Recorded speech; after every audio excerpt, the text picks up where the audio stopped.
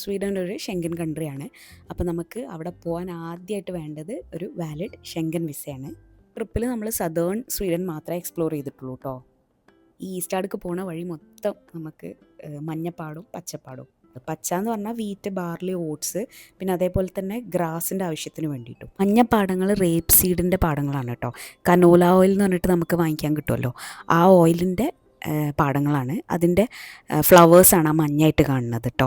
ടൗണിലെ ഒരു പ്രത്യേകത എന്ന് പറഞ്ഞാൽ മിക്ക വീടുകളും ബിൽഡിങ്ങും ഒക്കെ വുഡും പിന്നെ ഇഷ്ടികയും വെച്ചിട്ട്, അപ്പോൾ ഏകദേശം ഒരേ കളറിലാണ് എല്ലാം ഉണ്ടാവുക കാണാൻ. ഇതാണ് ഈസ്റ്റാഡിലെ ഏറ്റവും പഴക്കം ചെന്ന ബിൽഡിങ്, സെൻറ് മേരീസ് ചർച്ച്. ഇപ്പോഴും മാസമൊക്കെ നടക്കുന്ന ഒരു ചർച്ചാണ്. ഗ്രേ ഫ്രയാർസ്.